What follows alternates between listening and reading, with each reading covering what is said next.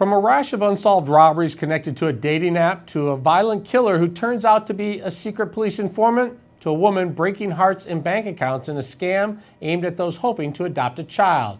It's been a wild few days in Metro Detroit, and joining us now is former Flint Police Chief and security expert, James Tolbert.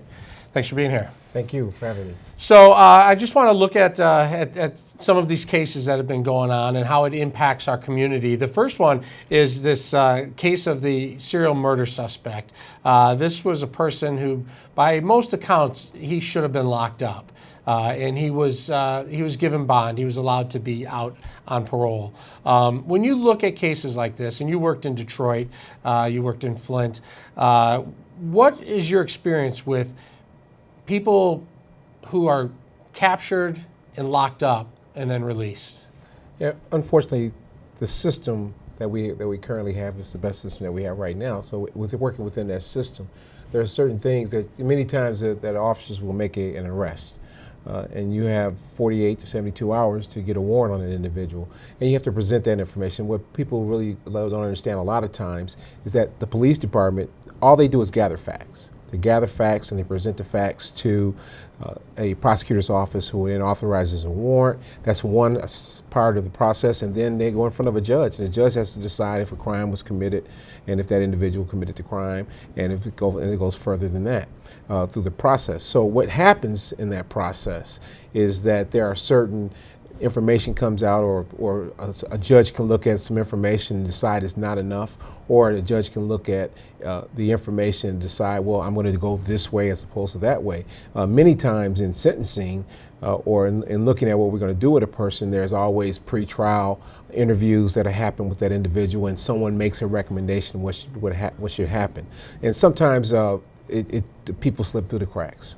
In the case of Mr. Brown, he was working as an informant for law enforcement. What does that mean? Well, having worked with informants for years, one of the things we absolutely know is no informants are allowed to break the law. All right, once you sign an informant up, they're told, they sign paperwork saying that they cannot break the law. They're not a police officer, they only act in the capacity of giving information. So they're not allowed to do certain things. So once this individual started breaking the law, obviously I'm sure he was no longer classified as a police informant. But do you find these informants at first when you're doing an investigation and maybe they were breaking the law, and you bring them in and you say, hey, rather than go to jail, maybe you can give us information to help solve a bigger problem than perhaps one person? Yeah. There are many types of informants. Obviously, you have those type of informants who are basically working at the behest of the prosecutor's office, maybe their attorney, to possibly look at possibly reduced charges and things of that nature. Then you have other informants who are on the street, who are developed by the officers who work the street, and they know these individuals, they know what's going on. They have the pulse of the street. So the officers go to them and make them informants, and they want to be the informants. And some are paid, some aren't paid. You know, it's just so some officers have the ability to get these informants, and they give them officers pretty reliable information. So does it happen from time to time where an informant thinks, oh, I can do whatever I want because I'm in contact with the police, I'm helping the police? Oh, absolutely, yeah. And and as soon as an informant is deemed to have broken the law, again, his informant status is revoked. He's subject to all prosecution like anyone else. And their credibility would be gone in court anyway at that point if they're out breaking the law again. Absolutely. Yeah. I want to talk about this dating app situation. This is a gunman who's out there. They have a picture of what he looks like, but they haven't apprehended him yet. But he's going on dating apps trying to find people, and he's getting enough information to eventually meet up with them and rob them. What are people supposed to do in this day and age to try and protect themselves from people like this? Well, you know, with this age of media, one of the best things you can do is always try to protect yourself to the maximum amount of time. And the way you can do that is by asking other people on the media, you know, have you dealt with this individual? Especially on these dating apps, there's always some type of reviewer, things like this, where you can always try to find, has anybody know anything? And one of the most important things you could do, especially if you're talking about meeting someone for the first time, you know, maybe go to a place that's very open, a police station. You know, I mean, go to a place. Where'd you meet Mom? I met her at the police station. But when you start talking about, it's the same when you're buying things online, these apps where you meet people and you're coming with large sums of money. You don't know what they have. You know, you have to protect yourself. Places where there are cameras, places where there are lots of people.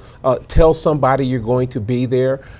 Try to get as much information. Have a phone number on this individual.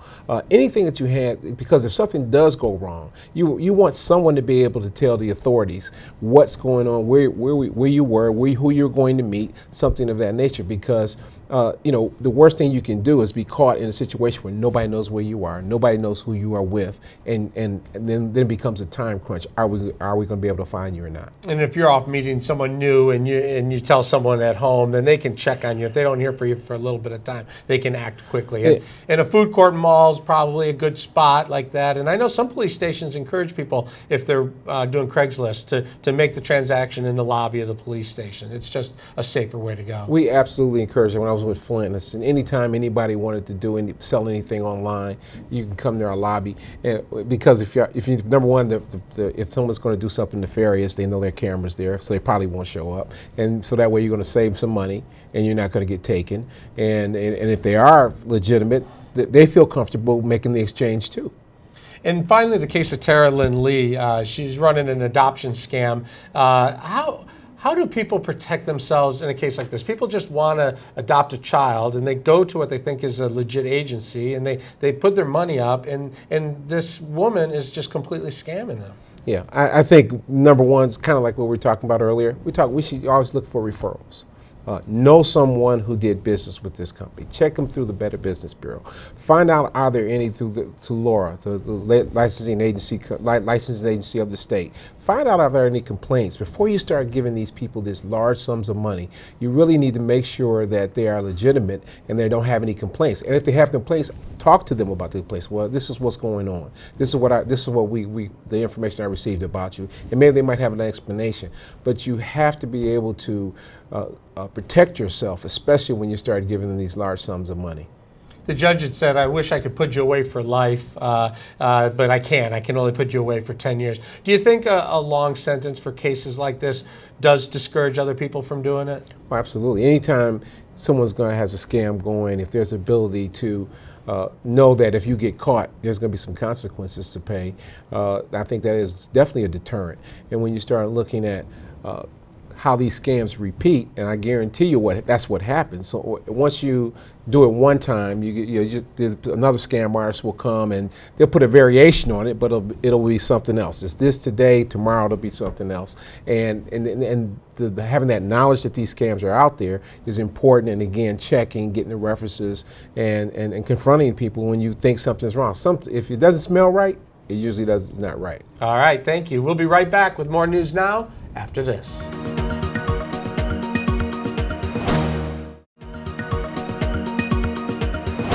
Shelby Township Police Chief Robert Shalad runs a busy and highly respected suburban police department. He is the past president of the Southeast Michigan Chiefs of Police and was recently voted Administrator of the Year by the Police Association of Michigan. And he joins us now. Thanks for being here. Hi, Kevin. Thanks So you started out in Detroit, right? I did. So what was that like as a young police officer in the city of Detroit? Yeah, I was 19 years old, 1987. It was kind of the height of the crack cocaine wars, and it was like the Wild Wild West. I mean, like literally there would be guys driving by having shootouts in the cars, and one of them would crash the car in the front grass of the police station at the 7th Precinct, and being there, you know, that's kind of stuff we experienced, and it was just a different world. Yeah, the homicide rate was huge back then. I mean, I think it might have been 600. It's less than half that now. And a lot of that was attributed to just the violence from this drug epidemic that was going on. And that's still sort of the problem we see in the inner cities, is this violence, this gang violence. But at that time, it was really prevalent. Now, how long were you in the city of Detroit? 7 years. I was there for 7 years. I'm very proud of that time in my career. I worked at 7th Precinct the entire time, and I either led my shift in felony arrests or was second or third every month, you know, in and out. I mean, I loved it, I have to be honest with you, and I didn't want to leave. I didn't go there. A lot of guys go to Detroit to get the training and leave and go to the suburbs. That wasn't me. I was going to be there for the rest of my life, and things just got so like discouraging and bad for me. It was like I was 26 years old. I said I have to get out of here. So it's unfortunate. I always saw myself as staying there and being a lifer, and always look back fondly in my memory though. Was it the job duties or the morale or just a combination of things? You know, I'm going to speak very frankly with you, Kevin. I trust you. We had the Malice Green incident, okay? And the second morning after the incident, I got called out of briefing at 4 o'clock and sent down to the Detroit Police Headquarters to the gym to sit and see if they're going to pick me to stand in a lineup, okay? I pulled us off the street, and it's kind of like a little unsettling and everything. The thing that really bothered me is I had an incident myself a year earlier, in 1990, April 30th, 1990, where I had to kill a guy with my flashlight. It wasn't intentional. I was fighting for my life, and I got a medal put on my chest. And here I saw these guys, you know, getting prosecuted and everything, and these guys were highly decorated veterans, and it just, you know, I was a young kid, and it really bothered me, and I thought to myself, this could easily be me. You know, back then we didn't have any of the weapons or training that they have nowadays, and you know, we were taught with your flashlight, this is going to save your life and protect you.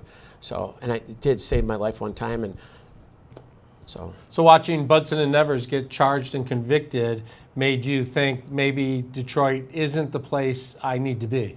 Yeah, I was a worker. I was out there protecting the people and doing what the citizens wanted me to do. And when I saw that happen with those guys, it just really unnerved me. And I said, maybe this is not the right place for me. So you ended up going to Southfield. Correct. And how was that experience? Fantastic. I spent 21 years, some of the best years of my life. Great police department, great community. You know, obviously a very large African American community. They're behind the police, just like the Detroit people were. But the difference is it's just a few bad blocks or a few bad streets in each area that kind of like dominate all our calls for service and all the hot spots, if that makes any sense. So Southfield is a great place, though, and I loved it there. Yeah, it's a nice mix of business and residents, and people really look out for each other, as they do, I guess, in most communities. But they were you found the community pro-police? Absolutely. The citizens of Southfield love the police, and that's one of the reasons I loved working there, because I felt what I was doing was actually appreciated, if that makes any sense. And the funny thing is, in the city of Detroit, when I worked there, I think the citizens were behind us 100%. I'm not so sure that the city officials and the administration were, if that makes any sense. Sure, sure. And while in Southfield, you had one kind of day that sticks out, at least for people who are fans of the University of Michigan football team. Yeah, it was very, very upsetting. I still think about it to this day.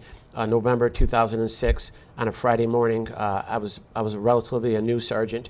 I was sitting in the briefing room, and we got a call from our lieutenant, John Fisher, and he said, "Get over to Channel 7 right away. Bo Schemblark is having a heart attack." We know the police station's 2 minutes away. I jumped in my car. I raced over here, 80 miles an hour, and ran to see if I could help. Thank God our fire department was already there, and they were already doing CPR on Bo. And all the reporters were gathering around. What struck me is Don Shane. I looked at him, and he looked like he was just crushed. I mean, I didn't know Don, but I saw him from TV, obviously, and Don was crushed. And I coordinated the ambulance to the hospital. I made sure all the police cars blocked off the intersections, and we got him to the hospital as fast as we could.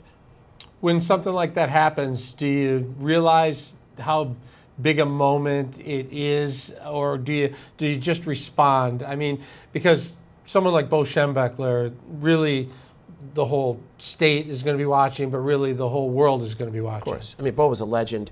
Turns out my sister's best friend, her husband played for Bo. He was captain of Bo's last Big Ten championship team, John Vitale. And John had died of spinal cord cancer a few years earlier.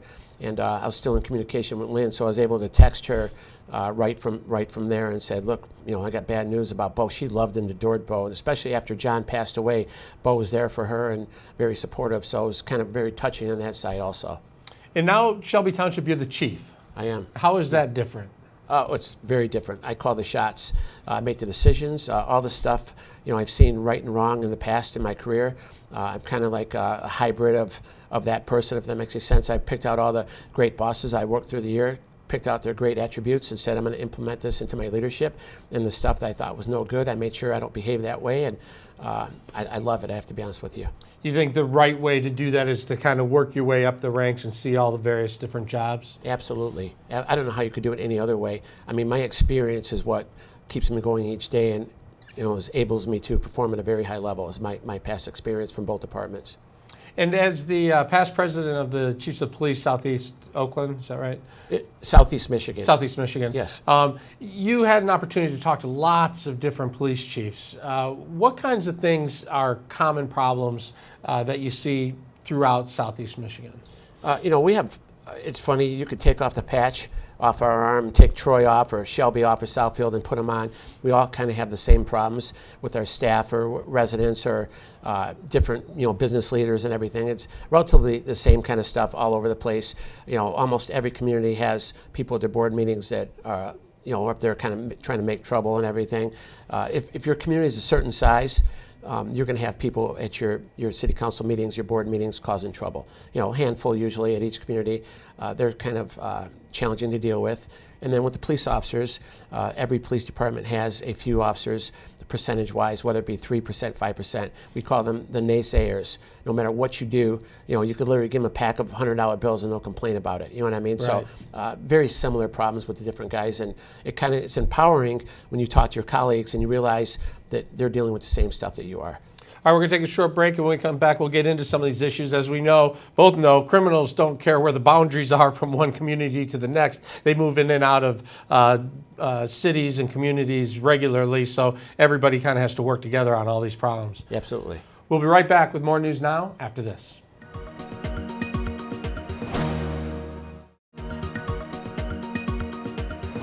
Our conversation continues with Shelby Township Police Chief Robert Schlide. So what are the most important issues for you to face in your community? What's most important for you to do as a police chief to make sure your community stays safe? Bring in the right people, hire the right people.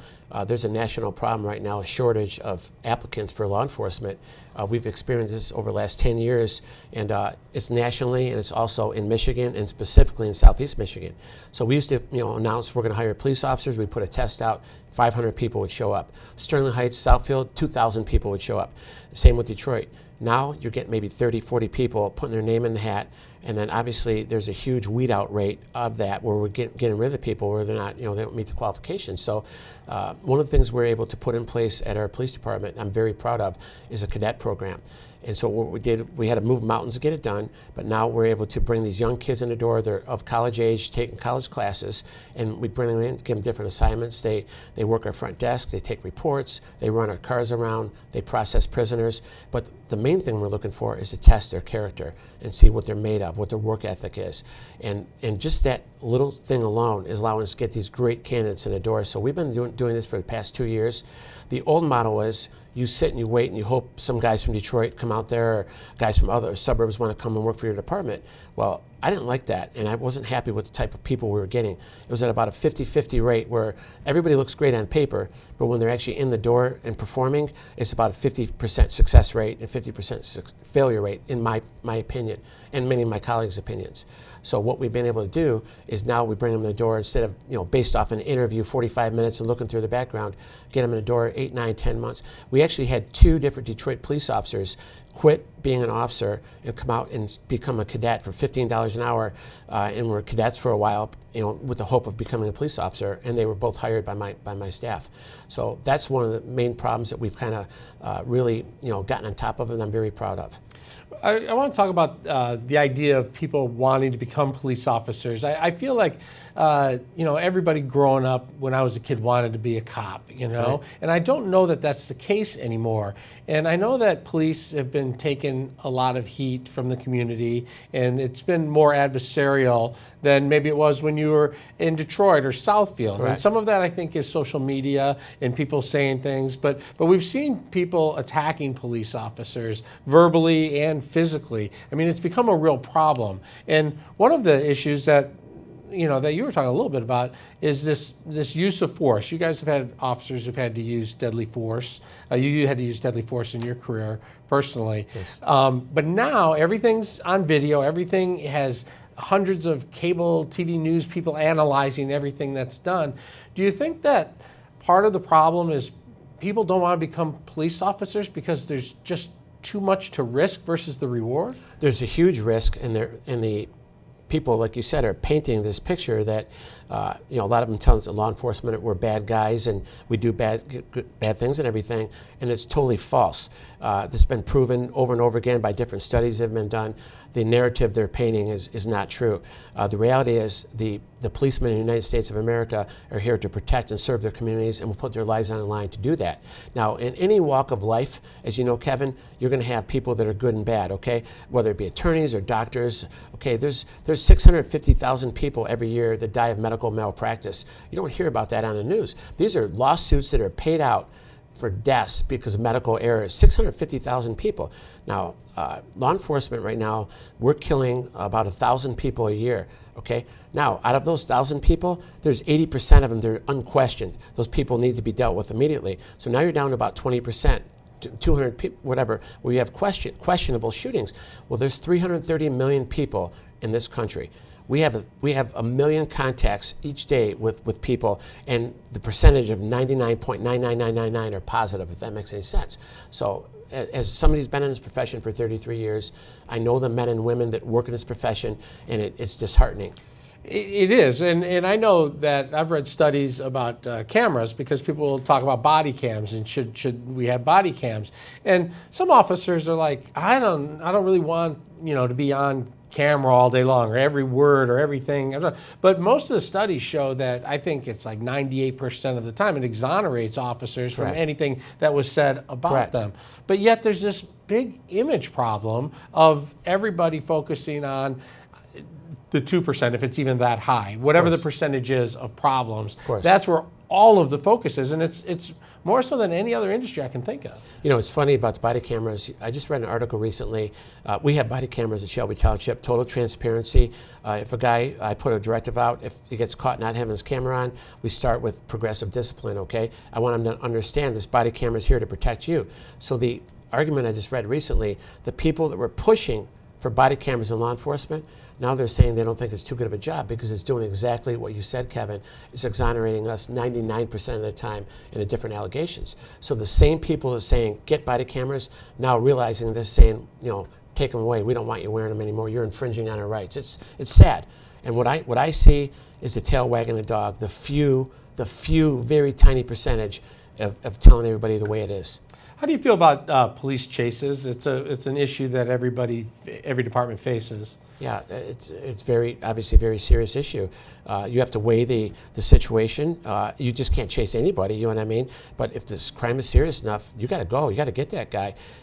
I'm not a fan of just letting people go, and under my leadership, that will not happen. And so it comes down to training for you guys? 100% training. And communication, I very imagine? Strict policy. With our new system we have our body cameras are intertwined with our in-car camera system, and the company that we went with, they're developing a system right now we'll have within the next 2 years. Our shift commanders will be able to pull up the video of our officers' chase live in real time and help with the determination if it should continue or not. You mentioned technology. You also have you've invested in like almost robots and things to do more things, right? To help save lives. Correct. Yes, we have. I'm very lucky where we are in Shelby Township. We have a very hardy budget, and we're able to have the best equipment money can buy. I'm very proud of that because when I took the department over, they had antiquated equipment, and the police department hadn't been neglected for a while. So I was able to persuade our township trustees that you can't have a community like this without having a first-class police department, and they agreed and been very provided to be a great partners with us. But the equipment we have right now, we have a robot, we have a tactical unit that deals with stuff, and they take the robot, has eyes and ears for our guys. And right now, one of the big things I saw Sheriff Napoleon talking with you and Sheriff Bouchard about the mental health crisis. Kevin, there's not a day that goes on where we're not committing people, 3-4 people a day. They're getting younger and younger, 11 and 12-year-olds and everything, and they're threatening. They're going in bathrooms and locking the door, and it's very disheartening and sad. So our robots are able to, when they're armed, go in there, get eyes and ears on them, and see what's going on. So yes, something we thought was a great investment. It's working out really good for us. All right, thank you for your time today, and I hope you'll come back again real soon. Thank you, sir. All right, that's our show for tonight. From everyone here at News Now, I'm Kevin Dietz. Good night.